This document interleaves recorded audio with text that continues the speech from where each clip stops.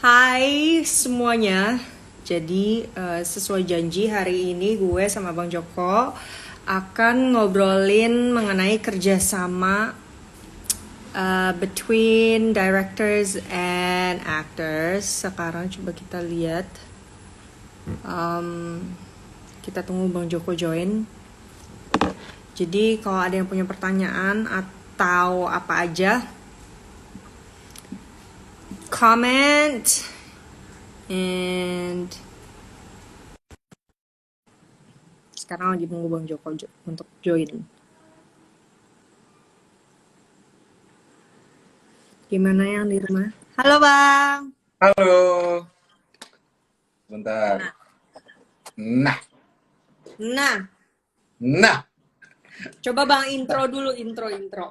Oke, jadi teman-teman, menjelang Hari Film Nasional yang akan kita rayakan bareng tanggal 30 Maret, hari Senin, itu adalah hari pertama dulu syuting film Darah dan Doa, sutradaranya Bapak Usmar Ismail, dan karena itu dianggap sebagai film Indonesia yang krunya orang Indonesia semua, sehingga dianggap sebagai Hari Film Nasional dan kita rayakan sampai sekarang. Nah, hari ini aku sama Tara bakal sharing sama kalian tentang kerjasama proses kreatif kalau misalnya nanti syuting film seperti apa. Nanti Tara akan cerita bagaimana dia sampai jadi aktor film, perjuangannya seperti apa. Kan sekarang banyak banget tuh orang nanya ya, gimana sih caranya untuk jadi pemain film. Kalau aku misalnya Ya, buka DM tuh setiap hari aku paling paling susah buka DM karena memang banyak banget. Tapi kalau kadang-kadang aku buka itu isinya, aku mau dong jadi artis film, mau dong main di film, gimana caranya gitu. Ya, ya nggak Tara? Sering ada yang nanya gitu benar. nggak? Iya benar, makanya sekarang waktunya kalian bertanya. Nanti kita akan jawab gimana. Ini udah ada Ya, beberapa pertanyaan nih Bang, ada dua so far. ya. Tapi kita akan buka pertanyaannya, kita kasih waktunya ya. Kita Oke. ngobrol dulu. Nanti kalau misalnya kita buka sesi pertanyaan baru semua boleh nanya. Udah rame banget ya? Wow, Rame loh ini. asik. Mudah-mudahan ada Lumayan. gunanya. Nah, Tar, coba cerita dulu. Hmm. Kenapa sih Tara mau jadi seorang aktor itu? Kenapa? By the way, kita ngomongin pemain film itu aktor ya. Mau cowok, mau cewek, kita ngomongin aktor aja supaya gampang. Jadi nggak aktor Ya, atau aktris, tapi semuanya aktor. Kenapa ya. sih yang bikin kau mau jadi? By the way, ini Tara ini di belakang rumahku loh. Jadi dia Tadi tinggal. tuh tadi tuh orang rumahku nanya mau live di rumah Abang apa di rumah sini? Di sini. Nggak boleh deketan. Tara, Iya. kenapa mau jadi aktor tuh kenapa? Apakah memang dari kecil udah mau jadi Hmm. aktor apa kejebak atau gimana? Awalnya itu sebenarnya memang gue sangat menikmati performing arts, whether itu menyanyi, menari, atau nonton film, acting. Akhirnya suatu hari ada informasi bahwa ada musical yang akan dibikin. Judulnya On Rock. Dan kebetulan yang bikin itu Bang Joko. Akhirnya dari awalnya tuh gue modeling dulu buat gadis dan segala macem. Akhirnya wah boleh nih nyoba karena emang sebenarnya seneng nyanyi juga. Tapi kalau untuk acting sendiri nggak ada pengalaman sama sekali. Terus akhirnya modal nekat, pergilah Ikutlah gue audisi. ucuk-ucuk masih ABG pergi audisi On Rock. Umur berapa tuh Masuk dulu? umur berapa ya? Umur 19 aku Bang Umur kayaknya. 19. Jadi Iya. pertama kali aku ngelihat Tara itu umur 19 tahun. Terus udah gitu masuk ke dalam ruangan audisi itu serem banget. Dari luar kita duduk ngantri, terus dengerin orang-orang yang nyanyinya keren-keren banget. Terus akhirnya ada beberapa stage. Mm-mm. Apa nyanyi ya Bang, nyanyi, terus nari, terus terakhir acting kan. Uh-uh. Nah, ya nyanyi sama nari lulus. Giliran acting, langsung dipanggil lagi aku. Dan itu sejak itu mikir kayak, oh iya ternyata acting seru juga ya gitu. Mm-mm. Akhirnya nggak lama kemudian coba casting buat film, buat aku tuh lebih kayak ini loh Bang, lebih kayak Yeah. nyoba-nyoba apa sih ini, masih penasaran ada hal lain apa kira-kira di Mm-mm. industri ini yang bisa digali gitu. Tapi nggak pernah kepikiran karena banyak banget teman-teman yang kerja di industri ini yang memang film buff yang cinta banget sama acting, ngulik banget dan segala macem. Kebetulan aku tuh sekalian ngerjain project, sekalian belajar gitu. Mm-mm. Ada beberapa project yang kadang-kadang mereka ada acting coachnya, tapi kalau sama Bang Joko biasanya dia langsung yang ngobrol sama pemain-pemainnya. Jadi kalau ditanya kenapa kepengen jadi aktor, karena aku sangat menikmati proses kreatif dari from a collective work. Mm-mm. Terus akhirnya bisa jadi aktor tuh gimana ceritanya? Akhirnya ikut audisi film untuk satu part kecil di film catatan harian si Boy Mm-mm. dan Tahun berapa itu? Umur berapa? Tahun berapa? tahun tahun 2010 kalau nggak salah. Mm-mm. Udah 2010 lama deh. umurnya berarti umurnya 20. masih 20. Ya, Dan akhirnya masuk di film catatan harian si Boy sebagai siapa namanya dulu sebagai ya? aduh siapa ya namanya? Adenya Rio Bayu deh. Adiknya Itu Aryo aku Bayu. inget banget, Bang. Hari pertama syuting aku sampai gelagapan, I was choking, nggak bisa ngeluarin dialog. Itu hari Bener, pertama syuting ya? itu hari Ever, like pertama ever. syuting Oke. Okay. ever. Selama ini kan kayak di prep, di reading apa ini segala macam. Ternyata pas di hari H di set pertama kali dengar kamera rolling action itu tuh kayak oh my god, I'm at a movie set and I'm actually doing this. Itu benar-benar kayak takut banget sampai salah karena tadinya tuh nggak kebayang ternyata sebegitu besarnya pressure untuk ada di depan kamera gitu. Kalau Yeah. misalkan orang-orang nonton cuman kita acting dan segala macam, tapi sebenarnya ketika ada di set itu rame banget kru, orang kamera ngeliatin art, wardrobe, apalagi director, produser juga kadang-kadang ada. Jadi pas hari pertama kali aku syuting tuh it was nerve wracking. Itu Tapi gugup. nggak kelihatan nerve-wrack loh, karena Tapi bagus Bang, banget first take acting. aku kayak gitu. Jadi sebenarnya aku harus ini apa namanya buka rahasia karena dulu ingat waktu Tara Basro audisi On Rock. Masa Bangku kira kau lu? Ingat dong, ingat kau waktu itu pakai kaos terus kaosnya panjang gitu kan, nutupin sampai sepaha kalau nggak salah. Ingat, terus dia goyang-goyang gini Tara nih.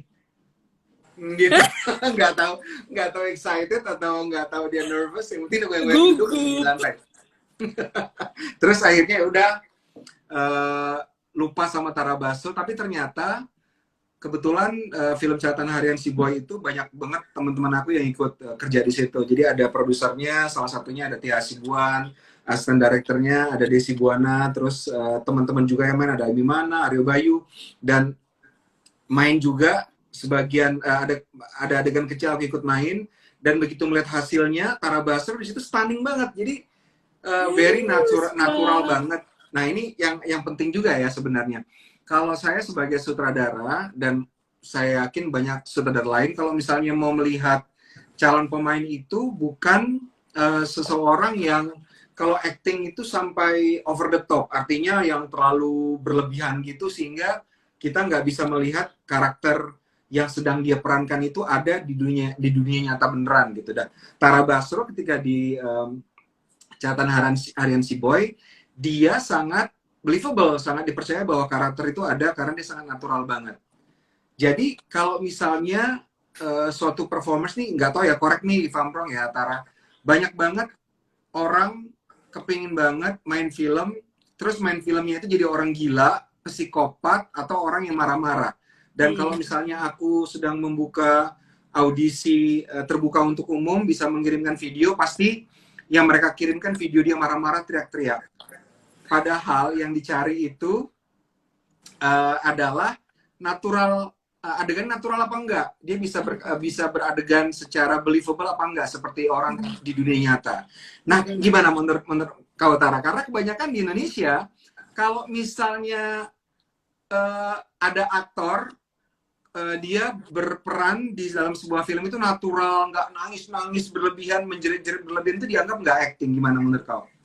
Itu aku sering banget sih Bang, jujur kayak kalau misalkan baca-baca tweet dari orang atau komen di Instagram, ini Tara Basro kayaknya jadi dirinya dia sendiri deh. Terus aku kayak, you have no idea. Karena kan di film-filmnya Abang biasanya aku jadi Rini, jadi Maya. Sejujurnya itu beda banget sama aku sehari-hari. Kalau Betul ya. if they know me, mereka pasti tahu kalau aku I'm very loud, very cheerful. Sedangkan itu beda banget sama karakter-karakter yang di filmnya Abang.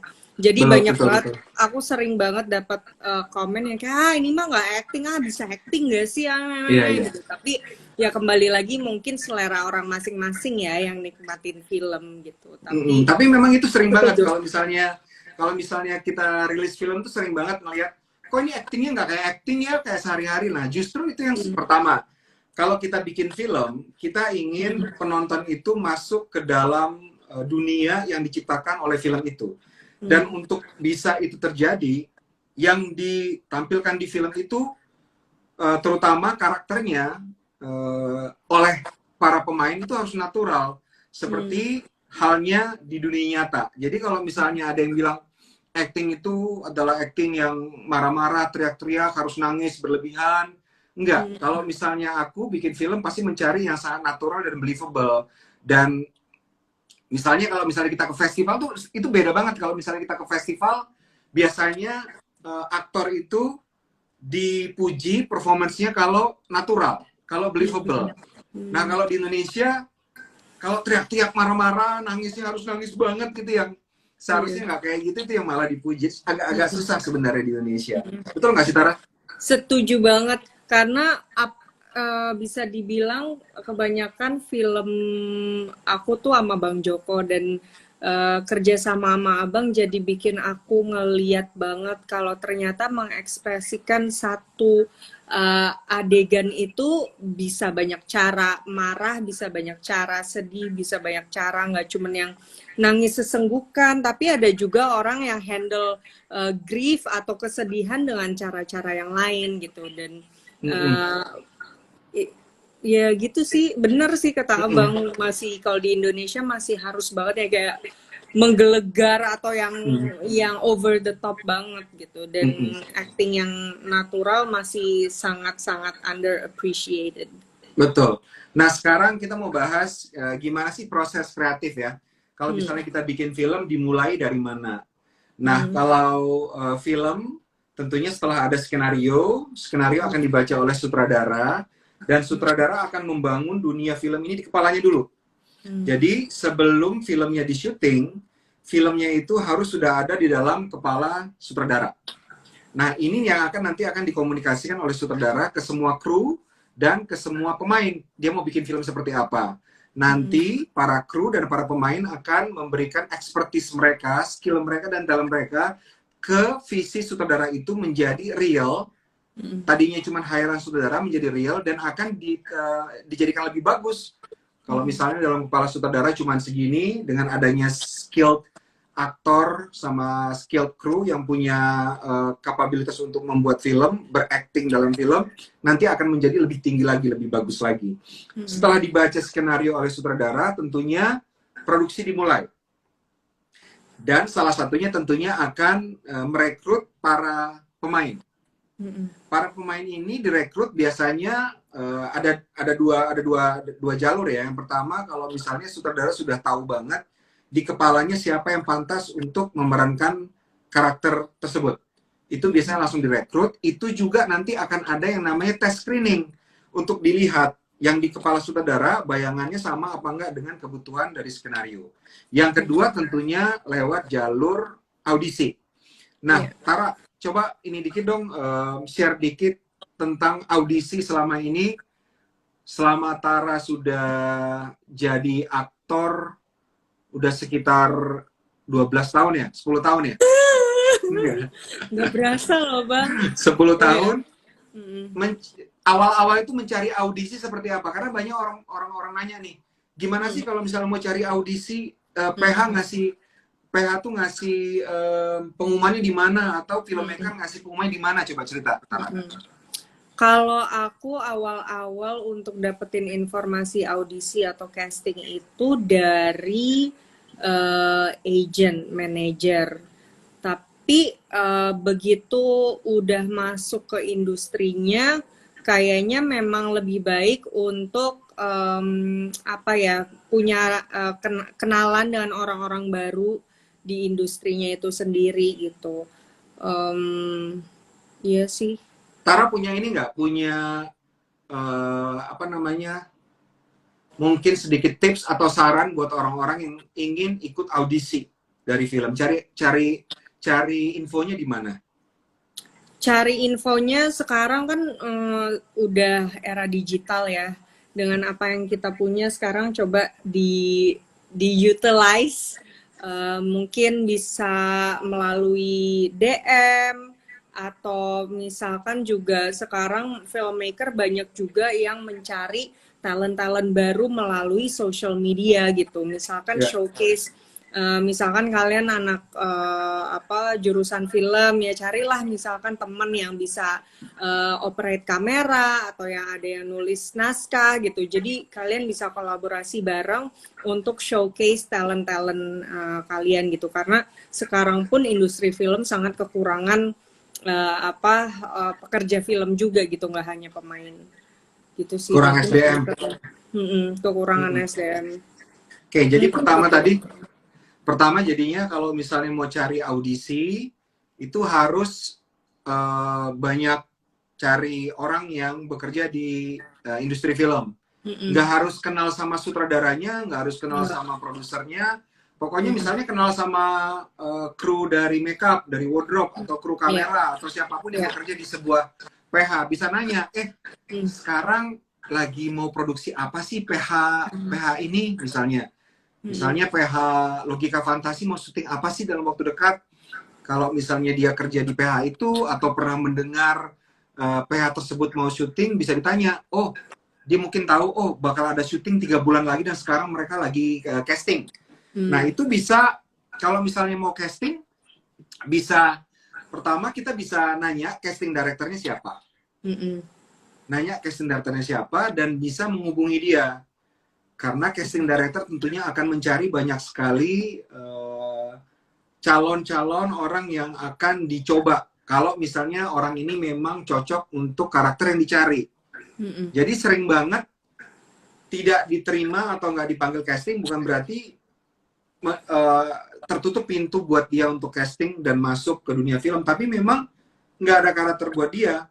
Misalnya Yeah. beberapa waktu lalu ada seorang aktor yang pernah main film aku dan dia bagus banget. Usianya 60 tahun. Bilang, boleh dong aku diaudisi untuk filmnya Joko yang baru gitu. Aku bilang, Bang, maaf karena film aku yang next ini film remaja dan semua karakternya di bawah 20 tahun misalnya. Jadi nggak ada karakter untuk aktor di atas 60 tahun. Jadi bukan berarti kalau misalnya audisi, nggak diajak untuk audisi, ditutup pintu untuk audisi, bukan berarti itu adalah sesuatu yang permanen. Karena mungkin satu film tidak ada karakter yang cocok untuk dirinya. Gitu kali ya, Tara ya? Bener banget. Yang kedua tadi Tara bilang, kita bikin showcase sendiri. Bikin showcase sendiri seperti apa? Bikin film pendek. Jadi cari banyak sekali mahasiswa ya, film ya. Apakah mahasiswa film IKJ atau mahasiswa film UMN, BINUS dan sebagainya, mereka bikin film pendek atau mungkin dari bukan dari sekolah-sekolah, dari komunitas atau ya kita cari teman seperti sekedar yang hobi bilang juga nggak apa-apa lah gitu. Betul, cari teman yang memang mau bikin film atau dia bisa bikin film, bilang kita bikin showcase bareng yuk, gitu kita bikin film pendek. Jadi nanti film hasilnya akan bisa dipakai sebagai showcase dia, either sebagai sutradara, penulis skenario, sinematografer, dan aktor. Gitu ya, Tar ya? Iya, benar. Nah, setelah tadi kembali ke proses kita kalau syuting, setelah di audisi kan macam-macam nih, Tara. cerita dong gimana audisi itu macam-macam seperti apa gitu. Beda film tentunya, beda sutradara, beda casting director, beda audisi. Boleh cerita nggak bedanya apa aja? Biasanya itu tergantung PH-nya seperti apa dan apalagi tergantung sutradaranya seperti apa. Jadi aku udah pernah ngerasain bang yang benar-benar audisi masuk ruangan terus cuman memperkenalkan nama, terus misalkan aku baca sebaris dua baris dialog, aku udah full on action gitu, terus yang baca lawannya cuma oh iya, ya gimana ya bang, mau audisinya bagus aku juga bingung, aduh gimana ya ini dia bacanya cuma kayak gitu. Jadi kayaknya harus mandiri juga gitu, kayak punya hayalan tingkat tinggi lah ibaratnya kalau mau audisi itu. Tapi kalau biasanya sama Bang Joko, audisinya baca beberapa line tapi habis itu banyak improvisasinya gitu, misalkan diceritain sedikit karakternya seperti apa A B C D gitu. Nah nanti abang akan make up a scene atau misalkan ngasih kita situasi seperti apa, nah sebagai karakter itu nanti kita akan bereaksinya gimana gitu, biasanya gitu sih. Kebetulan aku sama kau terus yang akhir-akhir ini ya bang. Jadi by the way Tara itu kalau misalnya mau main film aku dia tetap audisi atau casting ya, dia audisi sama casting itu sama. Jadi Tara kalau mau main film aku biasanya casting, at least screen test. Misalnya A Copy of My Mind. Jadi ketika kita bikin film A Copy of My Mind, langsung di kepala aku ketika aku nulis memang udah Tara Basro gitu. Tapi mungkin yang ada di kepala aku berbeda dengan kenyataan. Makanya Tara aku ajak untuk ketemu waktu itu, ajak ke kantor dan aku seperti yang Tara bilang tadi, aku kasih tahu, aku tes dengan cara aku berikan karakternya seperti apa, terus aku interview. Aku interview seolah-olah dia adalah karakter yang akan dia mainkan. Reaksi seperti apa. Dan ternyata ketika screen test itu memang ya Tara Basro yang memang yang udah cocok sesuai dengan yang dibutuhkan oleh karakter. Makanya Tara Basro main film A Copy of My Mind. Film-film lain seperti Pengabdi Setan, Gundala, Perempuan Tanah Jahanam, Communion, itu juga semuanya ada castingnya gitu. Communion kayaknya enggak, karena gitu. Ini bisa dihapus nggak sih? Enggak ya? Gak bisa. Ada bagian yang bisa diedit nggak? Keceplosan ya? Lagi dia. Oh my god. Tapi I have to say, buat yang nonton live, nggak semua sutradara kayak gini. So far sih baru Joko Anwar aja yang kayak gini. Kalau proses audisi dan casting segala macem tuh cuman Joko Anwar aja yang kayak gini. And that's supposed to be considered as lucky. Karena biasanya kalau orang-orang lain nggak langsung ketemu sutradaranya gitu. Ya beda film, beda sutradara, beda treatment. Bukan berarti satu metode itu yang lebih bagus dari metode lain, tapi memang pilihannya berbeda gitu. Dan kebetulan aku lebih prefer kalau misalnya audisi atau casting itu langsung ketemu sama calon pemain. Jadi aku bekerja sama dengan casting director tentunya. Aku juga ada di ruangan itu dan kita bareng-bareng melihat. Aku juga melihat langsung seorang calon pemain cocok apa enggak untuk jadi karakter. Karena apa? Karena ini menyingkat waktu dan membuatnya lebih efisien dan efektif. Kalau misalnya nanti casting atau audisi dilakukan oleh casting director dulu, setelah itu dia harus membuat video, diedit, terus diserahkan kepada director. Director melihat, oh ini bagus, ini nggak bagus. Oke, panggil yang ini kayaknya kelamaan gitu. Dan aku rasa director kalau dari awal sudah ada di ruang casting itu pertama bisa langsung melihat calon pemain cocok apa enggak. Yang kedua untuk efisiensi aja, jadi bisa langsung dia cocok, dia nggak cocok, dia cocok, tapi harus lebih ada workshop dan sebagainya. Jadi bisa langsung lebih cepat gitu Tara kali ya. Ya benar. Ya karena biasanya gitu dulu di edit videonya, di present dulu, terus balik lagi, dipanggil lagi, ini gitu sih. Dan kayaknya kalau misalkan sutradaranya lebih terlibat pun dia bisa ngelihat gitu, oh orang ini kayaknya bisa diginiin, ini enggak gitu. Kalau misalkan nggak langsung ketemu kayaknya nggak kurang fair lah gitu sih. Iya, dan ini sebenarnya kita lakukan bukan ini ya, bukan cuman ke para pemain yang sudah punya nama, enggak, semuanya diperlakukan sama. Jadi kalau misalnya kita mau bikin film, biasanya aku kalau audisi atau casting semua diperlakukan sama. baik yang sudah punya nama atau yang belum pernah main sama sekali atau malah bukan aktor, sama kita perlakuan.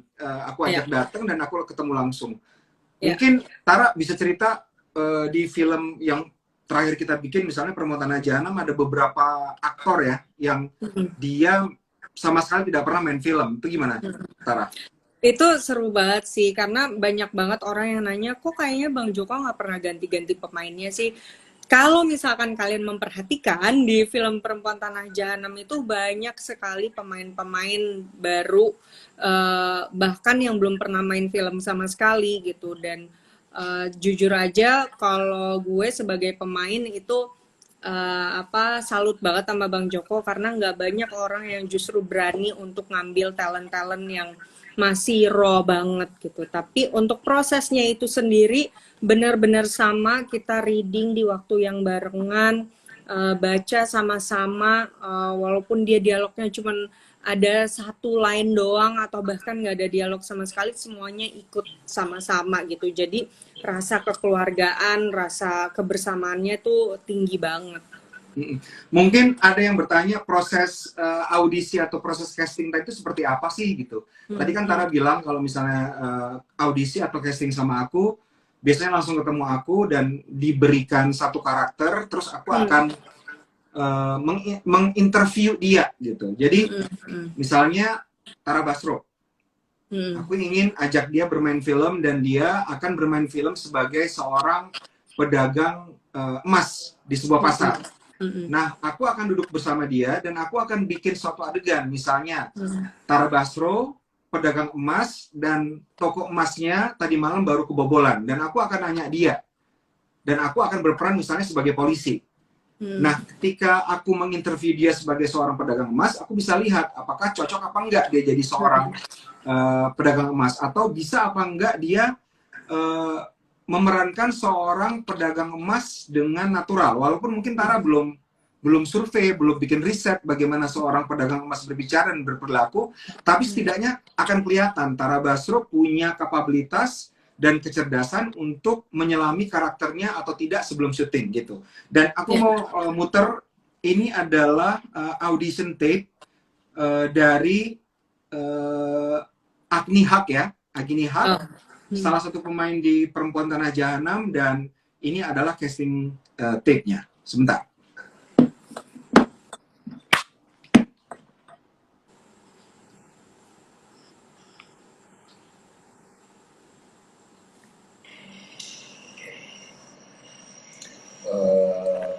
Roll. Ini Mbak Laras. Ada yang beli di warung Mbak Laras, sudah dompetnya hilang di situ. Mbak Laras ada lihat nggak dompetnya sebelumnya? Nah, ini Agni Haq berperan sebagai Laras ya. Dia adalah seorang pedagang sembako di pasar dan ada seorang pembeli di toko sembakonya yang bilang bahwa dompetnya hilang dan dia menuduh Agni Haq sebagai Laras yang mencurinya. Dan ini Agni Haq berperan sebagai Laras dalam audisi.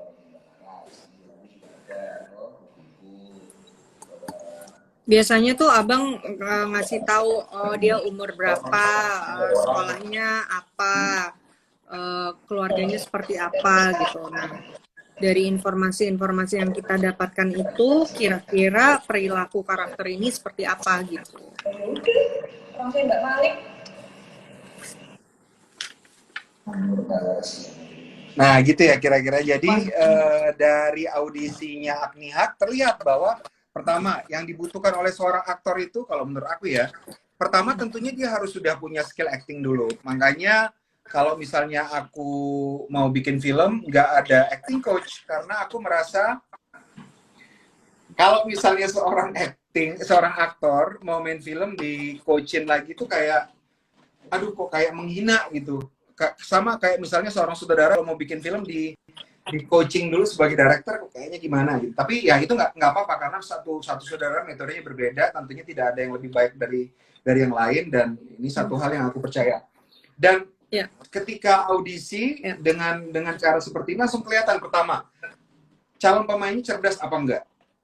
kenapa calon pemain yang cerdas akan membuat proses syuting lebih efisien dan efektif? Karena berarti kalau dia cerdas, dia akan mampu dengan gampang menangkap apa instruksi dari saudara. Jadi direction dia akan gampang menangkapnya kalau misalnya dia cerdas.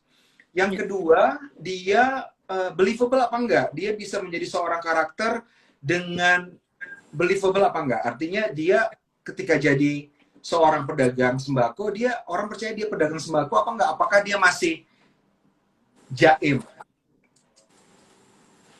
Ya, apa kalau misalnya orang jualan pedagang sembako tentunya kan lulus ya, nggak mikirin makeup gimana, rambut gimana, dia sibuk melayani pembeli. Jadi nggak ngomongnya juga nggak diatur-atur gitu mungkin. Something like that. Pokoknya natural lah gitu.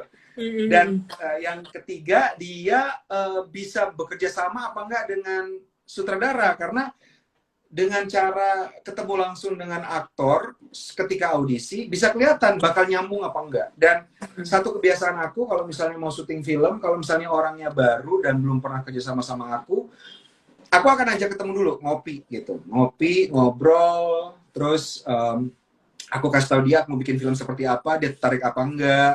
Karena kalau misalnya bekerja dengan orang yang tertarik dengan apa yang akan kita lakukan, itu sangat-sangat, pertama akan sangat menghasilkan aura syuting yang konduktif dan asik. Kalau misalnya orang malas-malasan, ya malas juga gitu. Gitu. Dan sulit juga untuk teman-teman mainnya, Bang.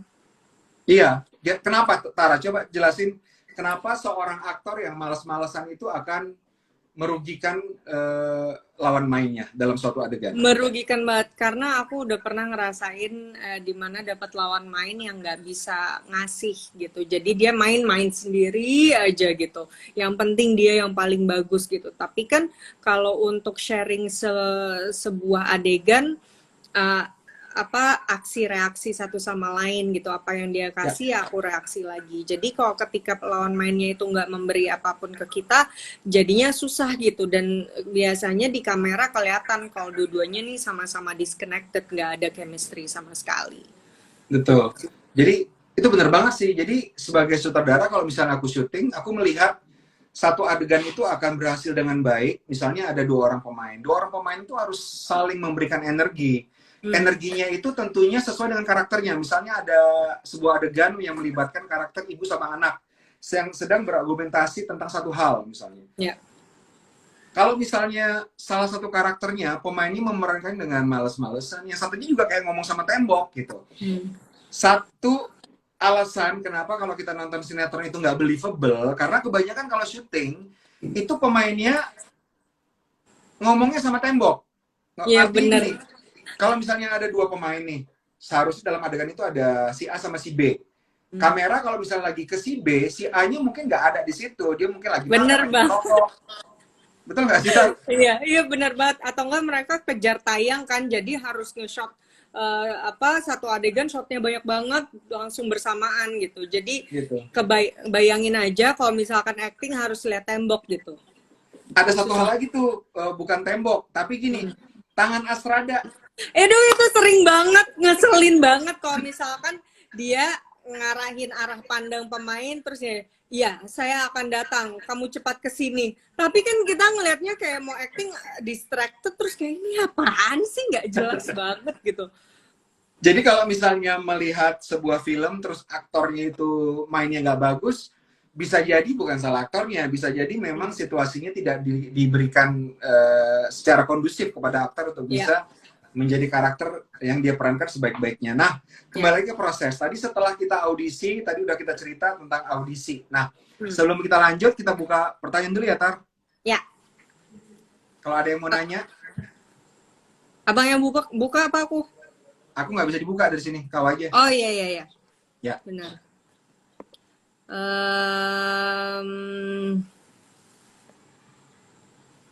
Nih.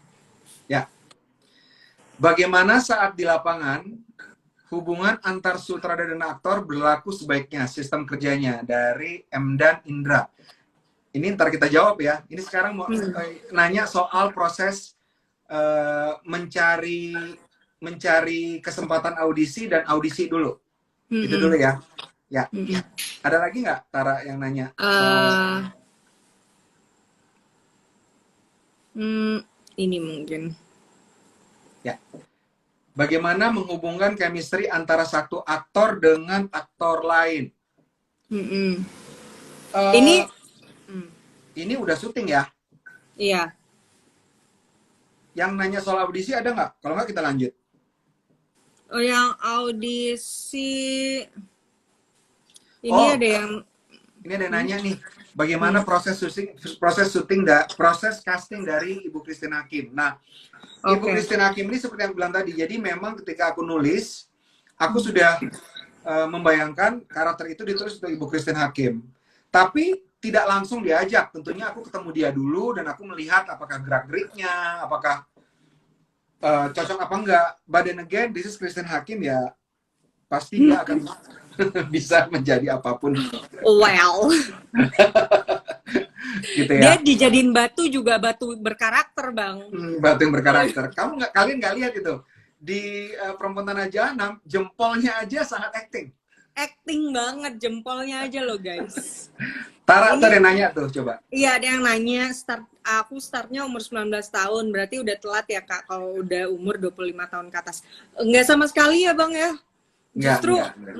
bener Enggak. kayaknya apalagi untuk sebuah cerita beragam banget yang dibutuhin umurnya berapa apa segala macam. Iya. Jadi untuk yang mikir kalau memulai acting harus dari muda itu salah besar. Iya. Yang penting passionate. Betul. Kalian harus tahu bahwa film adalah sesuatu yang menggambarkan kehidupan. Dalam kehidupan tentunya banyak manusia dan manusia ini umurnya ya dari mulai nol baru lahir sampai tua banget gitu. Tentunya siapapun kita punya kesempatan untuk jadi aktor umur berapapun kita. Dan terutama buat teman-teman sekarang yang lagi nonton yang umurnya 40 tahun ke atas, kesempatan untuk jadi pemain film terbuka lebar banget. Karena kalau kita syuting, mencari pemain di atas 40 tahun itu susah banget. Bener banget. Makanya, susah kan, Tara? Makanya Susah. sering banget kalau misalnya aku bikin film, ada karakter di atas 40 tahun, aku main sendiri karena nggak ada pemainnya, nggak nemu. Contohnya ketika film Pengabdi Setan gitu, Iya. yang di awal-awal ngobrol sama Tara, itu bukannya aku ingin jadi bintang film, enggak, tapi memang cari pemainnya susah. Iya. Makanya sering main lah kita, director sering main, sinematografer kita Pak Ical Tanyu juga sering main karena pemainnya nggak ada, karena Pak Ical juga di atas 40 tahun gitu. Lagi lanjut pertanyaan selanjutnya. Ini pengalaman teater ngaruh nggak sih Bang kalau untuk audisi atau untuk acting di film sendiri? Tentunya pengalaman acting baik di teater maupun di film pendek dan dimanapun itu sangat berguna ya untuk mengetahui basic acting skill. Jadi acting sebagaimana halnya dengan profesi lain itu ada ilmunya. Tentunya kalau kita ngomongin ilmu ada teori dan sebagainya macam. Jadi itu harus dipelajari gitu. Kalau misalnya punya pengalaman acting di teater dan sebagainya tentunya akan sangat bermanfaat sekali. Namun ada perbedaan yang sangat mendasar dari acting untuk teater dan acting untuk film. Acting untuk teater itu biasanya gerakannya besar, suaranya juga harus keluar, jadi harus diproyeksikan istilahnya. Jadi kalau misal seorang pemain teater lagi acting di atas panggung, dia harus memproyeksikan suaranya sampai orang yang duduk di paling belakang di tempat duduk di teater itu bisa mendengar suaranya. Dan gerakan dia juga harus besar sehingga orang yang ada di paling belakang juga bisa melihat ada gerakannya. Gitu. Kalau di film berbeda. Kenapa? Karena kalau kita syuting di film, itu kamera kalau misalnya mau menggambarkan ekspresi, kita akan close up misalnya, deket banget. Jadi Tara Basro akan di close up, kamera juga akan deket sama dia. Gerakan muscle dia, facial muscle yang sangat kecil juga akan kelihatan, jadi nggak harus besar. Makanya yang dikejar dalam acting untuk film itulah natural atau tidak. Jadi harus sangat natural sekali. Kalau di teater berbeda. Nah, ada beberapa pemain teater dan pemain film dua-duanya sangat berhasil. Karena mereka bisa membedakan medium ini. Salah satunya Marissa Anita. Marissa Anita adalah seorang pemain teater yang juga sangat berhasil sebagai pemain film karena dia bisa membedakan dua medium. Kalau misalnya dia berperan sebagai satu karakter di panggung, dia akan memberikan gerakan yang besar, suara yang terproyeksikan. Tapi kalau misalnya dia acting di film, dia akan mencari suatu adegan gesture yang sangat natural. Jadi gitu ya. Ya. Terus apalagi tuh? Sutradara Mm-mm. Dari Widi Fabian, sebentar. Dari Widi Fabian. Sutradara kalau ngelakuin audisi tuh based on apa? Apa cuma feeling aja? Kriterianya bagaimana? Enggak dong. Tadi udah dibilang ya. Pertama bahwa dicari secara fisik cocok apa enggak. Artinya umurnya. Kalau misalnya kita cari pemain untuk karakter anak SMA, kita nggak mungkin pemain yang umur 60 tahun gitu. Unless it's memang in the story. Kedua, mungkin di dalam skenario ada karakteristik tertentu. Seorang anak SMA perempuan bertubuh pendek, kita juga nyari orang itu bertubuh pendek misalnya gitu. Jadi fisik juga penting, tapi tadi yang aku cari, yang aku bilang tadi itu harus cerdas. Tentunya dia sudah punya skill untuk acting, dia harus natural, dan yang ketiga dia enak untuk berkomunikasi. Next ya Tara, saat casting ada saran untuk cara berpenampilan? Tara mungkin bisa menjawab. Apa ya?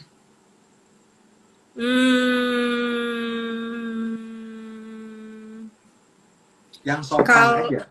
iya sih, nggak, just be yourself, Betul. jangan mencoba untuk menjadi orang lain. Ya. Apa ya, kalau datang ke casting tuh apa ya Bang? Sama kayak bergaul aja dengan orang baru. Iya benar. Tentunya, kan? Ya, kan? Iya. Harus bisa menempatkan diri. Artinya gini, kita harus bisa membaca situasi, nggak songong, tentunya nggak masuk-masuk langsung dengan memberikan air sebagai diva atau apa segala macam. Jadi harus ya humble aja dan natural aja. Dan yang paling penting kalau misalnya untuk casting atau audisi, kecuali memang diinstruksikan oleh casting director atau produser atau saudara untuk bermakeup tertentu, datanglah tanpa makeup. Karena apa? Karena kalau misalnya kita tampil dengan makeup, misalnya direkturnya sedang mencari karakter yang humble, tidak suka makeup, tiba-tiba datang dengan makeup full gitu. Tentunya langsung ini membuang semua bayangan tentang karakter yang dicari. Atau enggak mungkin nggak tanpa makeup sama sekali, tapi ya tipis aja gitu lah. Tipis, natural gitu. Nggak usah bulu mata 5 lapis gitu ya Bang.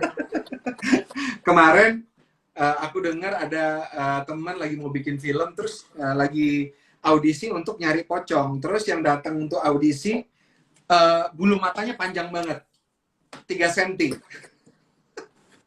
Namanya Nazira bukan? Jadi gitu ya, jadi jangan bermakeup yang berlebihan, yang natural aja gitu. Paling enggak ya. Betul. Tapi enggak yang kalau misalnya mukanya agak berminyak, tutupin dengan yang transparan gitu ya Tar ya. Tampil natural, bersih dan enak untuk dilihat gitu. Ada lagi pertanyaan lain tentang casting dan audisi, cara mencari audisi. Casting dan audisi. Habis ya. Rata-rata hampir-hampir sama sih pertanyaannya. Sama semua ya? Oke, kita lanjut sekarang proses setelah seorang aktor dipilih untuk menjadi pemain. Jadi lolos casting nih ceritanya. Apa sih yang akan dilakukan pertama kali? Tentunya akan deal-dealan gitu ya. Jadi biasanya casting director atau produser akan menelpon aktornya, akan nanya, oke, kita akan syuting. Kita akan syuting, judulnya ini, terus schedule-nya akan disyuting dari mulai bulan April tanggal 15 sampai dengan Juni tanggal 6. Shooting days-nya untuk karakter kamu ini 20 hari. Budget kamu berapa? Bakal nanya gitu kan ya. Kita akan bilang misalnya budgetnya segini. Oh, bisa nggak ternyata sama kayak deal-dealan kalau misalnya kita deal-dealan untuk transaksi bisnis yang lain. Nah, setelah diterima, dimulailah proses yang namanya workshop atau reading. Tara bisa cerita proses selama ini kalau persiapan syuting tuh workshop, reading seperti apa dari mulai film yang satu ke film yang lainnya? Mungkin ada anekdot yang bisa di-share? Aku tuh mau cerita. Jadi pertama kali aku sign my first contract tuh lucu banget. Jadi persis ditanyain, halo Tara, jadi kamu dapat nih perannya gini. Kita budgetnya segini, dari kamu gimana? Aku jawabannya apa? Cuma iya. Jawabannya cuma iya. Oh oke, ya udah gitu. Padahal sebenarnya mungkin mereka expect kalau dari aku ekspektasinya gimana apa segala macam gitu kali ya Bang ya. Iya. Tapi saking blow onnya aku dan saking excitednya aku iya iya aja, oh iya gitu.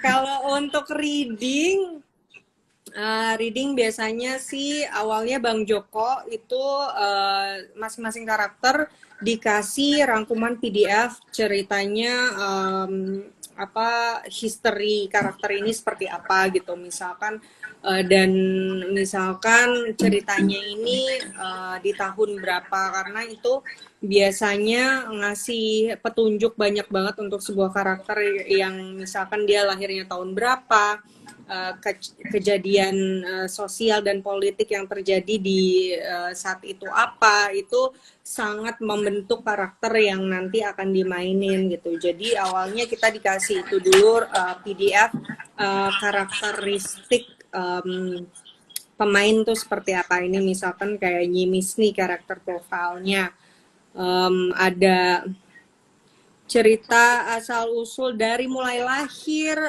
besar, sekolah, kehidupannya di mana, daerah mana, orang tuanya dari mana, misalkan gitu. Kayak ada beberapa karakter yang harus ada accent sendiri gitu, misalkan logat Jawa atau misalkan logat Timur atau apalah gitu. Jadi awalnya kita membedah itu dulu sama sutradaranya, ngobrolin oh karakternya seperti ini, dan biasanya Bang Joko tuh sangat terbuka sama pemainnya, kira-kira seperti apa kalau dari kita masing-masing pun gitu. Jadi Bang Joko juga sangat terbuka untuk diskusi mengenai karakternya itu sendiri gitu. Jadi setelah itu udah dikasih tahu ke semua pemain, kita biasanya ada big reading di mana semua pemain berkumpul gitu. Ya, jadi kalau misalnya sebelum syuting ada proses workshop, reading seperti yang dibilang sama Tara tadi, aku akan memberikan profil atau sejarah dari satu karakter. Tentunya ini tidak dilakukan oleh semua sutradara. Ini metode yang aku lakukan karena ini menurut aku membuat tugasku lebih gampang. Bukan berarti metode ini yang paling benar, tapi ini yang aku lakukan. Jadi aku akan membuat satu lembar atau beberapa lembar history dari satu karakter seperti Tara bilang tadi. Nah nanti dari history karakter ini kita kembangkan bareng ya, bukan berarti ini cuma kita dikasih terus ya itulah yang kita pakai, enggak, tapi nanti akan kita kembangkan. Kita kembangkan tentunya ya ketemu sama Tara misalnya. Tara di Perempuan Tanah Jahanam dia berperan sebagai Maya, aku udah kasih historinya, terus ketemu dalam beberapa kali seminggu kita ngobrol di karakternya. Karakter ini gimana sih kalau misalnya sedang mengalami suatu kejadian, bener apa enggak gitu. Dan gimana biasanya kita metodenya Tara untuk mendalami satu karakter? Biasanya itu kita ada ngobrol-ngobrol sama Bang Joko juga, tapi selain itu kita biasanya research ke tempat-tempat yang nantinya akan ada di film gitu. Misalkan karakternya dia si Maya itu dia jualan di pasar. Nah, kayak apa sih kehidupan orang-orang yang kerja di sana, cara bicaranya seperti apa, keseharian mereka ngapain, makannya apa yang diomongin, interaksi satu sama lain seperti apa, dan kira-kira kesulitan mereka sehari-hari itu seperti apa sih gitu. Jadi biasanya kita jalan-jalan ke tempatnya juga gitu, ke misalkan daerah tempat tinggalnya dia, daerah tempat kerjanya dia. Gitu sih. Bisa cerita Tara waktu kita Perempuan Tanah Jahanam kita pergi kemana Tara? Waktu Perempuan Tanah Jahanam itu kita ke nama mallnya apa ya Bang? ITC somewhere. ITC mana? ITC Pokoknya jauh banget lah pokoknya. ITC jauh banget, dan waktu itu berdua sama Marisa Anita, biar nggak dikenalin kita berdua pakai jilbab. Terus udah gitu keliling-keliling, nongkrong, ngeliatin, merhatiin mbak-mbak ini yang jagain toko kayak gimana.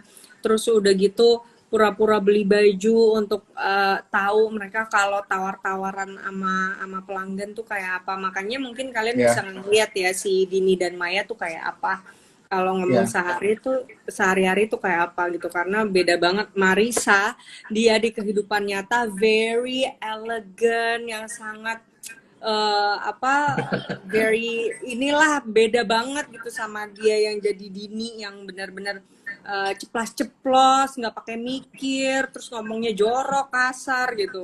Itu ya, karakter yang di-create sama Bang Joko dan Marisa Anita waktu itu. ya. Jadi misalnya Tara sebagai seorang mbak-mbak pedagang kain gitu ya, pedagang kain yang sudah berdagang sebulan 2 bulan aja tangannya udah otomatis misalnya untuk Hmm.